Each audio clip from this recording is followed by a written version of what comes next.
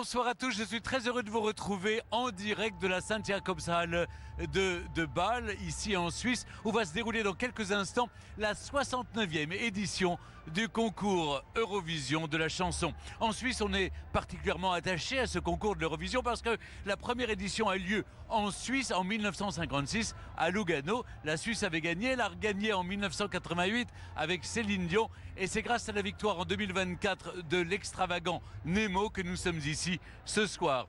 Alors, 26 pays sont en compétition ce soir pour tenter de décrocher le trophée tant convoité. Et c'est notre Louane nationale qui défendra les couleurs de la France avec sa bouleversante chanson Maman. Nous l'avons suivi en immersion pendant toutes ces semaines à se préparer pour cette grande soirée. Je vous propose maintenant de découvrir son quotidien qui l'a mené jusqu'à l'Eurovision ce soir.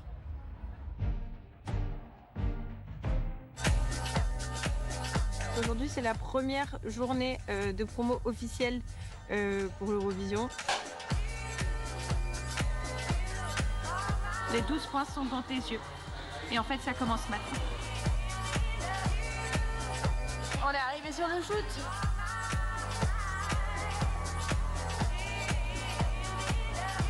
C'est complètement n'importe quoi cette vie. C'était cool cette interview. Pour ma fille et pour ma mère. 5, C'est parti.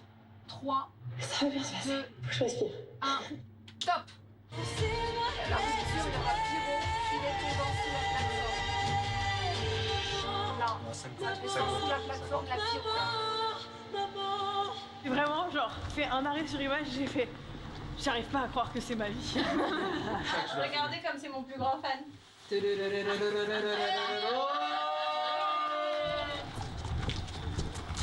est au charbon de la ligne 15 du chardon. Oh là là. Putain, t'as vu ça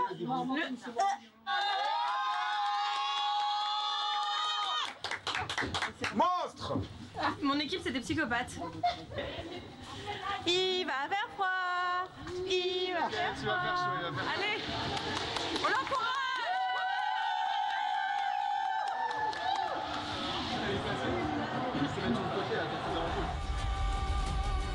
Je vais, je sais où je vais. J'ai arrêté de compter les années.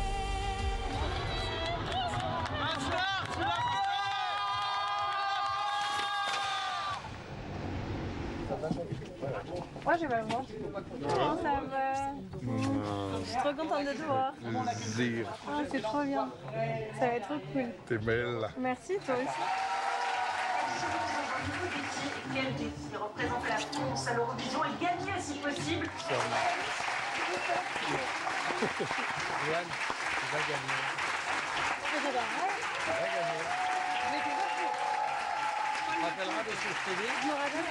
J'ai des dons de vin. Sort de vos scènes d'histoire avec Thierry Ardisson pendant 10 ans. Mais il est aujourd'hui adulte. Ok.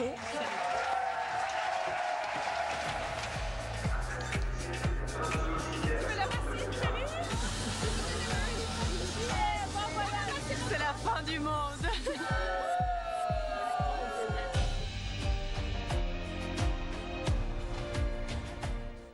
Je suis à présent à côté de Stéphane Silbon-Gomez, le directeur des programmes et des antennes du groupe France Télévisions. Lors de la révélation de la chanson de Louane Maman au Stade de France, elle a 9 millions de téléspectateurs l'ont regardé.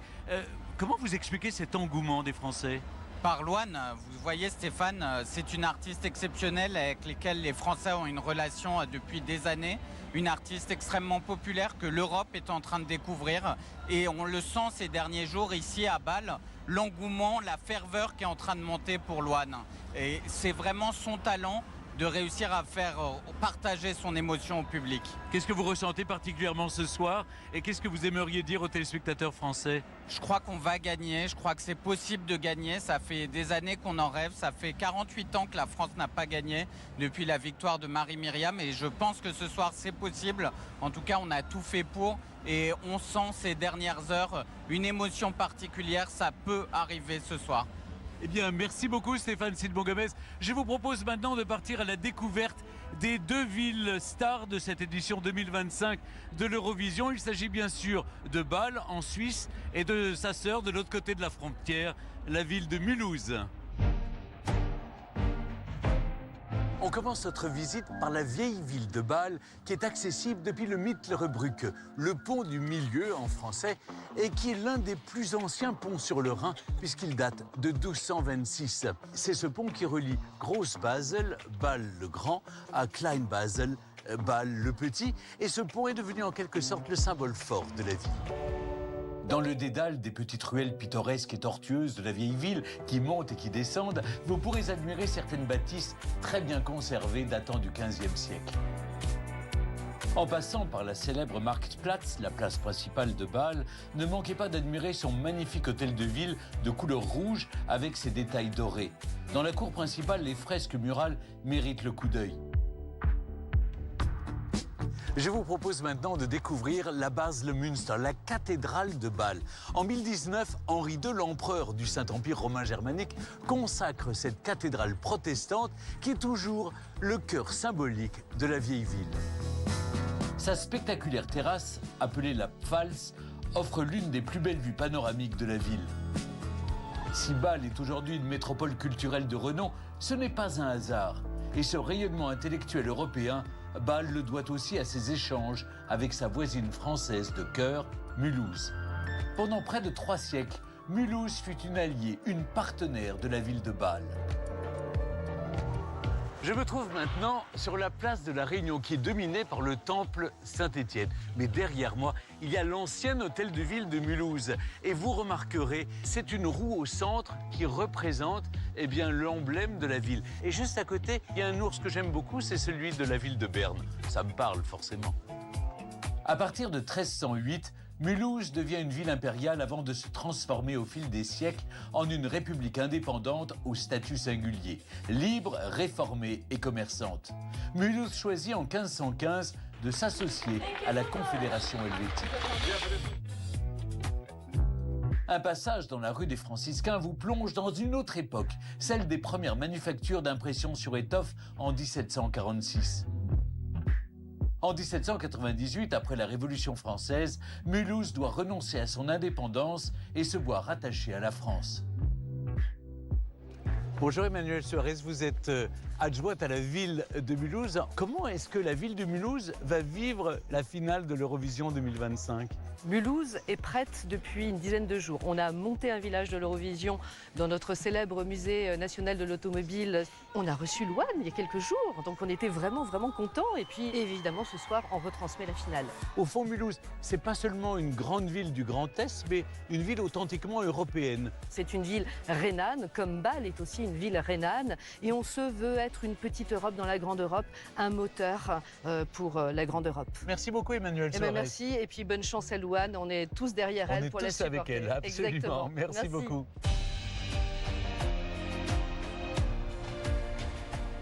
Je suis maintenant avec Alexandra Redamiel, qui est non seulement la directrice des jeux et des divertissements de France Télévisions, mais ce soir, elle intervient comme chef de la délégation française à l'Eurovision. Alors, Alexandra, c'est le grand soir. Dans quelques minutes, va commencer cette soirée exceptionnelle. Comment on se sent avant le grand saut ? Bonsoir Stéphane. Alors, je ne vous cache pas que c'est l'émulation, c'est le stress, c'est l'excitation. Ça fait 9 mois qu'on travaille sur ce projet avec Louane. C'est complètement dingue ce qui est en train de se passer. On est surexcité. Derrière, évidemment, c'est 3 minutes de scène, mais il y a toute une organisation. J'imagine que derrière, la Dream Team, l'équipe France, travaille d'arrache-pied. Comment vous dirigez tout ça ? On a beaucoup de chance. La délégation française, avec le management aussi de l'artiste, c'est environ une 20aine de personnes. C'est une véritable famille. J'aime bien dire souvent d'ailleurs la Crazy French Team. C'est une équipe aujourd'hui qui conduit vraiment l'artiste sur la scène internationale pour pouvoir offrir la plus belle des performances. J'ai besoin que vous me révéliez un secret, Alexandra. Pourquoi est-ce que vous avez choisi Louane ? Louane, c'est une artiste extrêmement généreuse. Louane, c'est une artiste qui aime l'Eurovision depuis toujours.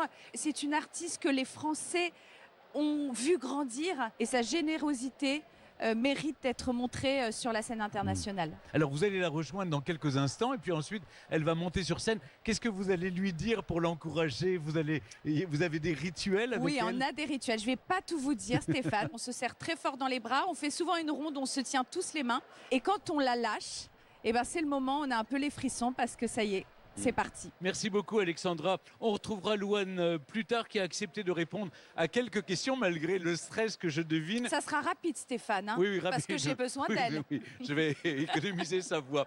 Mais tout de suite, eh bien, je vous propose de revoir des moments inoubliables, des moments intenses et souvent émouvants qui ont marqué la présence de la France à l'Eurovision. L'Eurovision et la France, c'est une grande histoire d'amour. Autant le dire, notre pays a tout vécu sur la scène du plus grand concours musical du monde. 67 participations au compteur avec des artistes aussi mythiques que Serge Lama, Patricia Cass, Patrick Fiori, Natacha Saint-Pierre, Gérard Lenormand,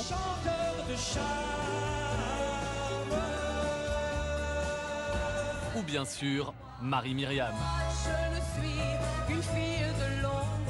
C'était la dernière victoire française et depuis, on attend impatiemment la suivante. En 2014, on en était loin puisque le groupe Twin Twin, avec sa chanson Moustache, a terminé bon dernier avec seulement 2 points.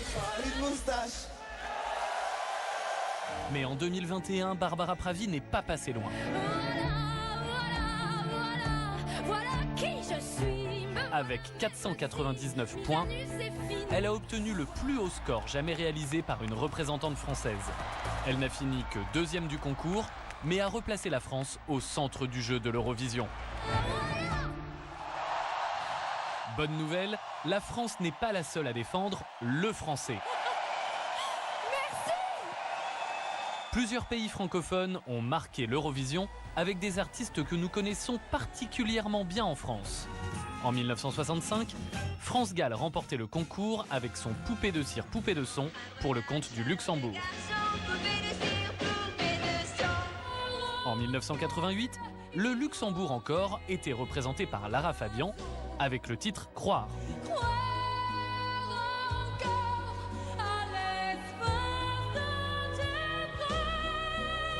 Mais cette année-là, c'est Céline Dion qui représentait la Suisse, qui a gagné avec Ne partez pas sans moi.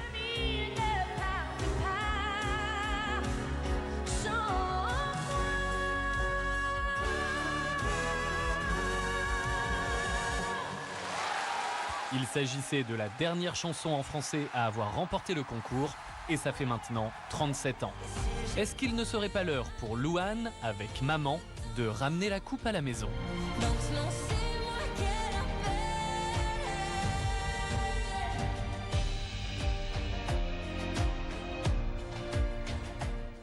Nous sommes toujours en direct de Bâle, vous le sentez derrière moi, la tension monte minute par minute avant le grand direct de ce soir. Alors cet après-midi, j'ai eu la chance de pouvoir rencontrer Martin Österdahl, le superviseur exécutif de l'Eurovision. Je vous propose de le retrouver tout de suite. Bonsoir Martin, merci d'être avec nous. J'imagine que pour une ville comme Bâle, l'Eurovision c'est une sacrée organisation. Oui, ça l'est. Le concours Eurovision de la chanson est chaque année une entreprise colossale. Mais la ville de Bâle nous a véritablement accueillis à bras ouverts dès le premier jour. Et nous leur en sommes très reconnaissants. Alors cette année, la compétition est d'un niveau très élevé. Comment est-ce que vous jugez, Martine, la qualité des performances de cette année? Est-ce que vous voyez qu'il y a des tendances musicales qui se dessinent? Au cours des 5 ou 6 dernières années, nous avons vu le niveau, la qualité des performances s'élever de plus en plus. C'est formidable. Je pense que cette année, nous avons des chansons dans 20 langues différentes. C'est un record depuis 1999. Il y a plus de diversité et c'est génial d'entendre des gens chanter dans leur langue nationale. Et juste entre nous, parce que je sais que Martine, vous devez rester impartial, qu'est-ce que vous pensez de la prestation de Louane, notre candidate française? Juste entre nous, il y a tellement de bonnes chansons et de prestations cette année, mais je pense vraiment que Louane propose une très belle performance. C'est une superbe chanson, c'est une chanteuse merveilleuse. Thank you very much. Et un dernier mot, qu'est-ce que vous aimeriez que les téléspectateurs de cette édition 2025 de l'Eurovision retiennent? Peut-être un mot, un message, une émotion? Je pense que tous ceux qui travaillent sur ce concours veulent simplement transmettre un message de paix et d'unité au monde. Nous vivons à une époque marquée par de nombreux conflits et nous croyons vraiment au pouvoir de la musique. C'est le message que nous voulons faire passer. Thank you, Martin. Thank you very much. My pleasure. L'organisation d'un show pour l'Eurovision est un incroyable défi. Il faut dire que tout est vu en grand, en très grand même. La scène, les prestations, les téléspectateurs. L'Eurovision bat sans conteste tous les records en chiffres. Regardez la preuve. L'Eurovision, c'est du spectacle, des costumes incroyables et surtout des chiffres démentiels. Tout a commencé en 1956 avec seulement 7 pays participants. Depuis, plus de 50 pays ont déjà pris part au concours. L'Eurovision, c'est aussi une audience XXL. Plus de 160 millions de téléspectateurs en moyenne chaque année, soit presque 3 fois la population de la France. Le record est même détenu par l'édition 2016, qui a été suivi par 204 millions de personnes à travers le monde. Oui, l'Eurovision est plus vue que le Super Bowl. Pour organiser un tel spectacle, il faut voir les choses en grand. Chaque année, c'est plus de 40 caméras, 500 techniciens et plus de 2000 heures de répétition cumulées. Pour la dernière tournée de Beyoncé, c'est 78 camions qui étaient sur la route. Pour Mylène Farmer, 90. Pour transporter tout le matériel de l'Eurovision, c'est plus de 250 semi-remorques remplis de lumière, d'écrans et de décors qui sont nécessaires. Le pays le plus gagnant, on pourrait penser que c'est la Suède en solo. Erreur, elle est à égalité avec l'Irlande, avec 7 victoires à son actif, dont une série légendaire de 3 succès d'affilée dans les années 90. La France, pour sa part, a tout de même 5 victoires. Mais la dernière remonte déjà à 1977. Pour nous donner un monde d'amour, l'amour c'est toi. Et la plus longue note chantée en direct, 20 secondes. Record détenu par Lindita Halimi, qui représentait l'Albanie lors de l'édition 2017.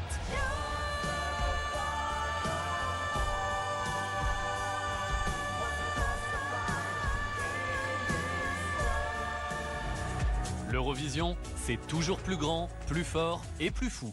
Alors, prêt pour cette année ?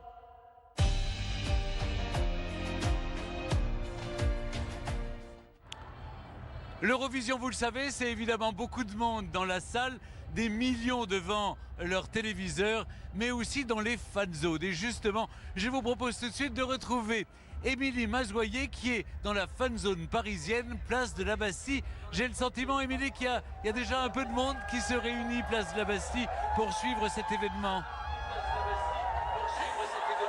Oui, Stéphane, il y a déjà énormément de monde. C'est la première fois qu'une fan zone est organisée pour l'Eurovision. Et les Parisiennes et les Parisiens ont répondu présent. C'est vraiment la fête. Je vous présente Pauline, une Eurofan. Bonsoir Pauline. Bonsoir Émilie. Pauline, elle écoute, elle adore l'Eurovision depuis plus de 10 ans. C'est quoi votre meilleur souvenir de l'Eurovision? Mon meilleur souvenir de l'Eurovision, c'est la deuxième place de Barbara Pravi. La chanson Voilà, on la chante encore aujourd'hui? Oui, même moi, je la chante chez moi tout le temps. C'est vraiment une chanson avec un message très fort, beaucoup d'émotions et vraiment une réussite pour nous à l'Eurovision. Et ce soir alors? Ce soir, qui va gagner? Et pourquoi Louane? Alors ce soir, bien évidemment, ça va être Louane. On est tous derrière elle, on la supporte. Je pense que tout le monde en France est fan de Louane. On la connaît depuis très longtemps. On a grandi avec elle. Et elle a un message très poétique. Allez Louane! Merci beaucoup Émilie. On vous retrouve plus tard pendant le show parce que c'est vous qui aurez le privilège d'annoncer les 12 points qui seront attribués par la France. Alors je vous dis à tout à l'heure. Alors, vous le savez peut-être, le 4 mars dernier, les organisateurs de ce concours de l'Eurovision avaient annoncé pour cette édition 2025, une édition saupoudrée de surprises et d'extravagances. Voici un avant-goût de ce qui vous attend ce soir. Cette année encore, l'Eurovision brille par sa diversité musicale et c'est ce qui fait sa force. Entre électro sombre, ballade intimiste, rock contestataire ou folklore vibrant, Louane et sa chanson Maman jouent la carte de la sincérité et de l'authenticité.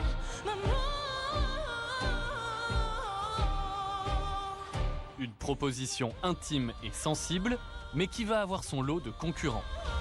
Tout d'abord, parce que ce ne sera pas la seule chanson en français. On peut dire que 2025 rime avec francophonie, puisque le Luxembourg, de retour dans la compétition, mise sur un titre rétro, comme un hommage à Poupée de cire, Poupée de son, avec lequel ils avaient remporté l'Eurovision 1965.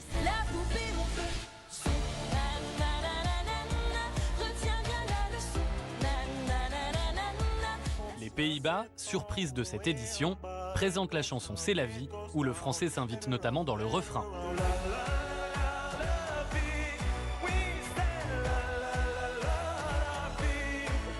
Et enfin, les Suisses aimeraient bien faire le doublé grâce à Zoé May qui chante Voyage, un morceau envoûtant entre poésie et pop. Dans un tout autre registre, la Finlande mise sur un son pop-rock chanté avec force par Erika Wikman, qui n'hésite pas à faire parler son corps pour accompagner son interprétation.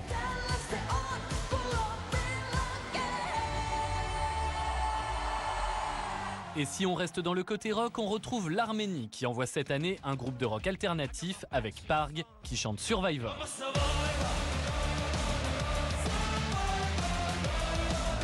Le Portugal, quant à lui, mise sur une ballade simple, touchante, presque acoustique, interprétée avec délicatesse.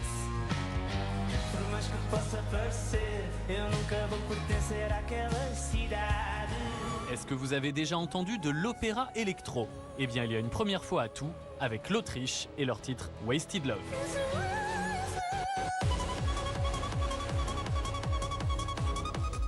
Et enfin, il y a la catégorie des titres inclassables, iconoclastes, appelez-les comme vous voulez, ceux qui peuvent créer la surprise par leur côté ovniesque. Cette année, on compte Malte, l'Estonie ou encore la Suède.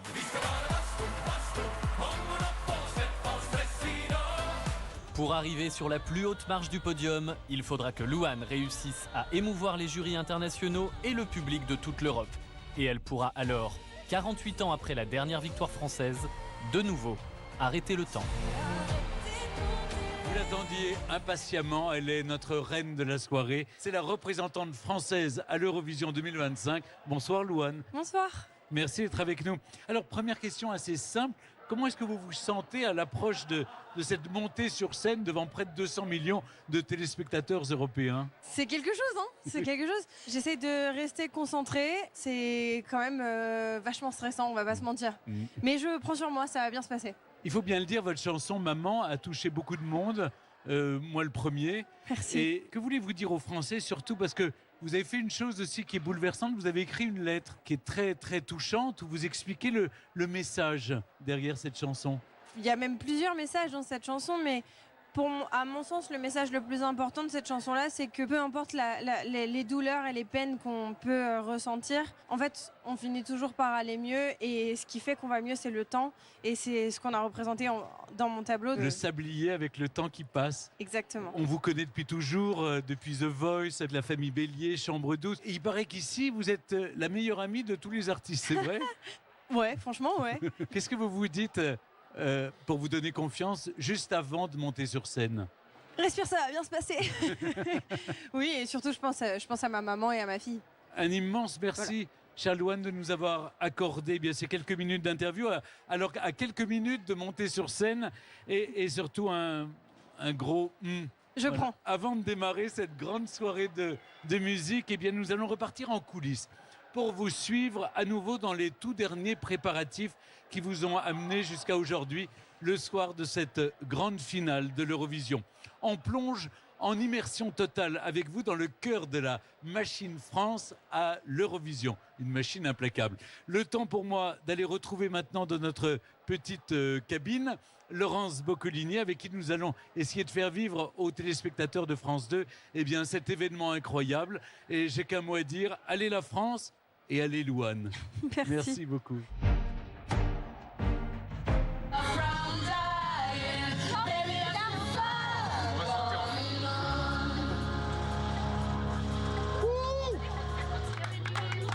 Merci beaucoup. Éclatez-vous, tout ça, c'est que du bonheur. Merci.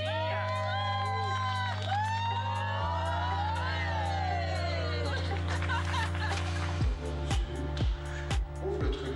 Voilà, va chercher, c'est joli, ça c'est joli. Ça c'est hyper joli. Et va plutôt là-bas. Et tu ouvres, ouais, vas-y. Et pousse, repousse-toi. C'est hyper joli. Maman, maman.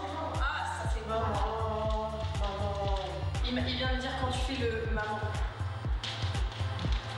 Il y en a 10 000 dans la chanson des mamans. Allez, let's go. Allez,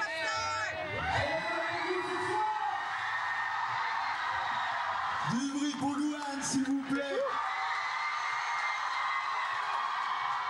Maintenant c'est moi qu'elle appelle maman, maman, maman,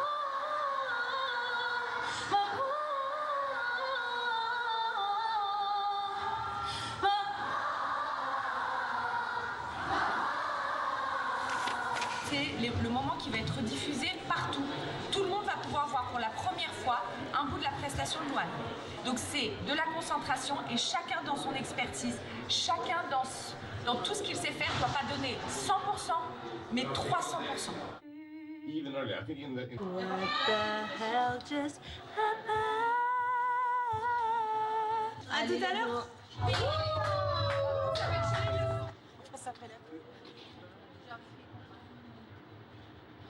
Yeah, but it's gonna be fine. You know, we're gonna see it by background. You invited you earlier.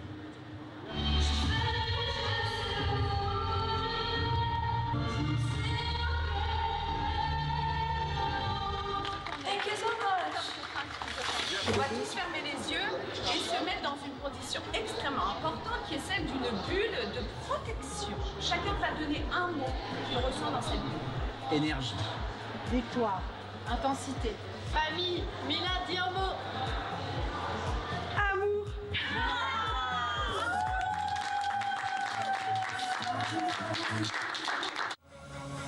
Drag Race France, saison All Stars. La plus